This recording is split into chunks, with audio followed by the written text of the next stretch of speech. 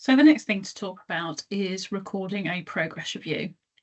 So again, if you go back to your main page and your EPA, so you want to record a progress review for EPA 1. So you click on EPA 1 and view add progress review.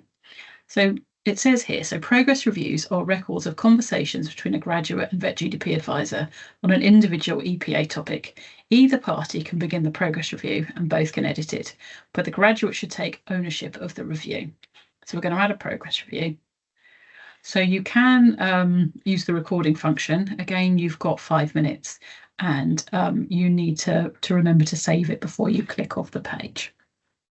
So when you're recording a progress review, I mean, ideally, we would like you to record a progress review for each EPA each month, but we do understand that you're busy and that would take up quite an amount of time. So you might want to group your EPAs and discuss them in groups, or basically just take turns between them each month. Please always refer back to the description of the EPA and the success criteria. It's a good idea to open it up and have a look at it and read through that before you have your discussion so that you know what you're talking about. And then you want to talk with your advisor, you want to talk about what you've achieved and which areas need further experience.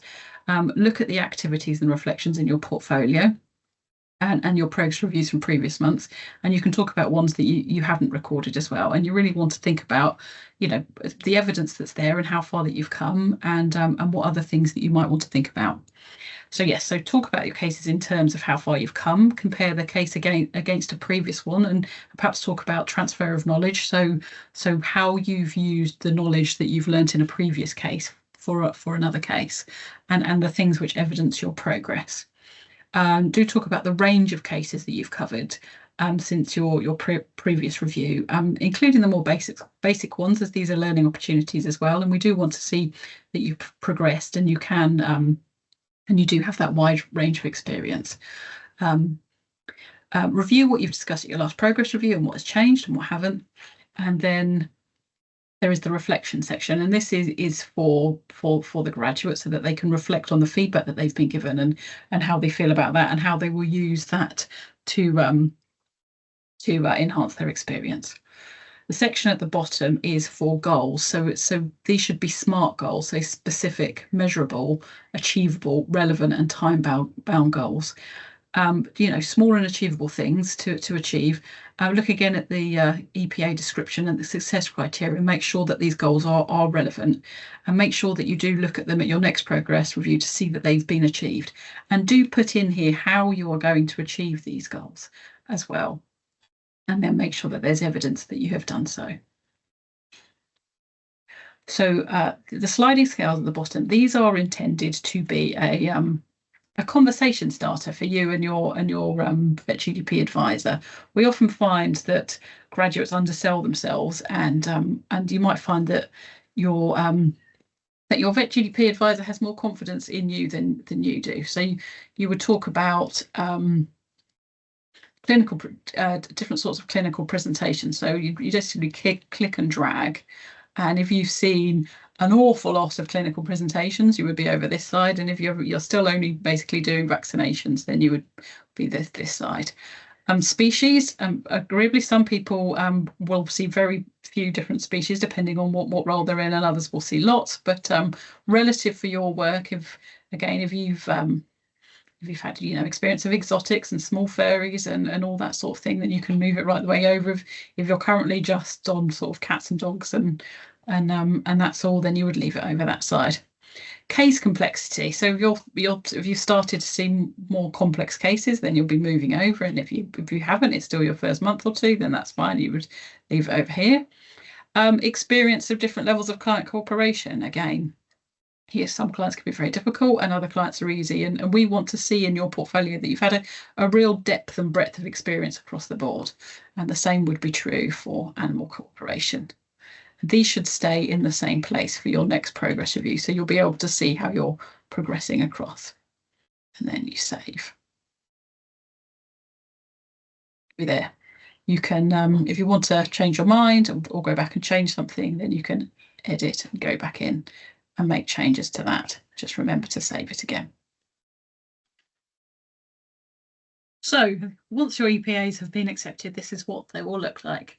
Your list of EPAs will be down the left-hand side, and you can click through them, and you can add activities and progress reviews for each of them. So what we're going to do is we're going to show you how to record an activity for EPA 1. So we're going to click on record activity, and it brings up the box, and you can see that that's for EPA 1.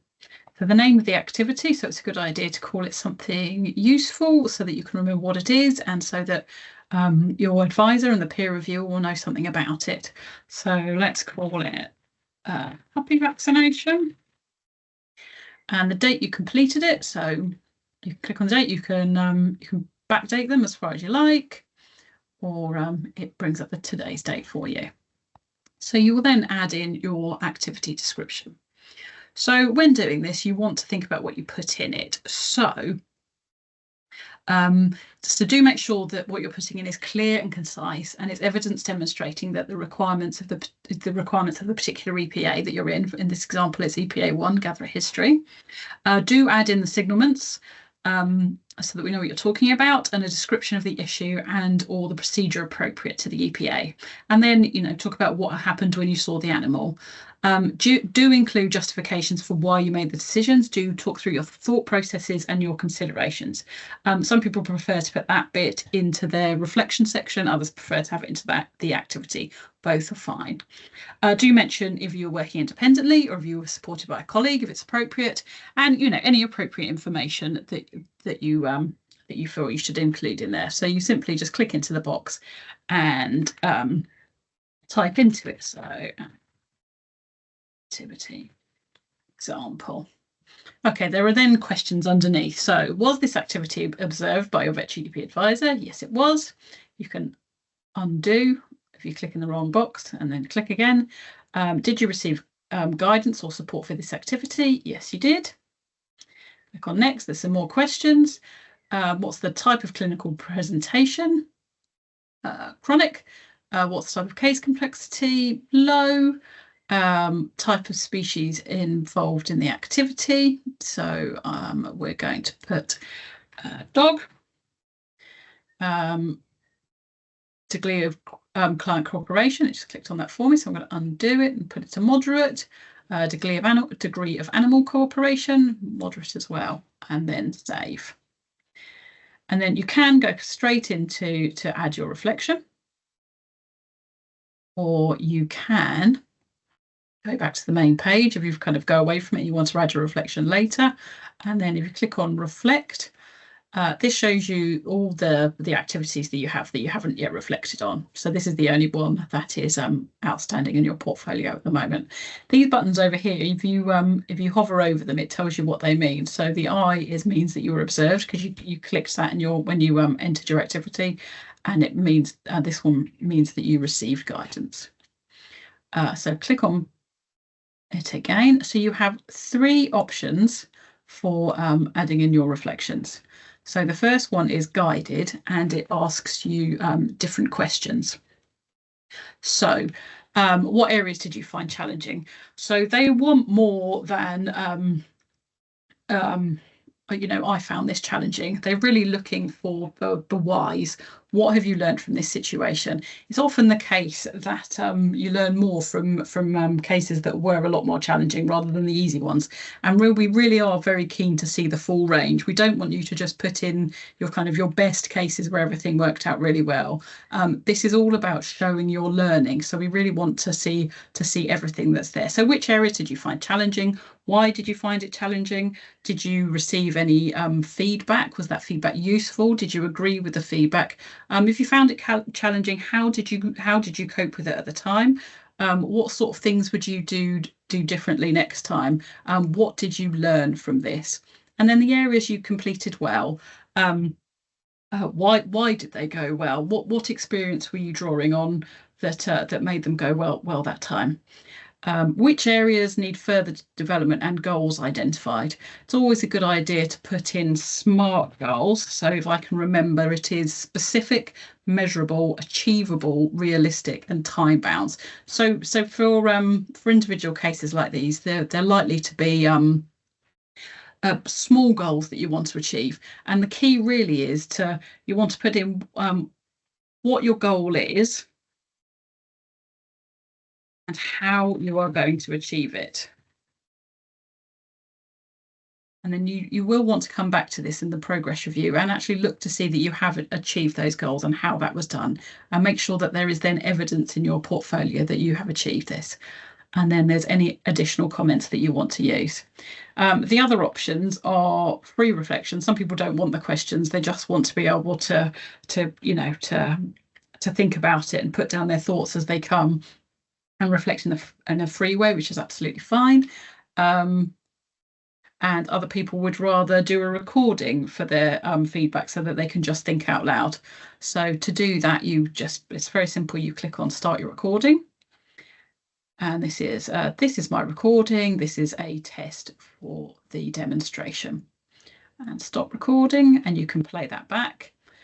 And you can also change the playback speed. So if it's a particularly long one and you want to listen back through it, you just want to make it a little bit faster, then you can do that. And that's also the option there for your VetGDP advisor if they want to listen to it a bit more quickly. And then do remember to save your reflection. If you click away from this page without saving, it won't save for you. For the written ones, they will, but for the recorded ones, they won't. So do save that reflection. And then if you go back to back to the main list, that will take you back to the beginning again.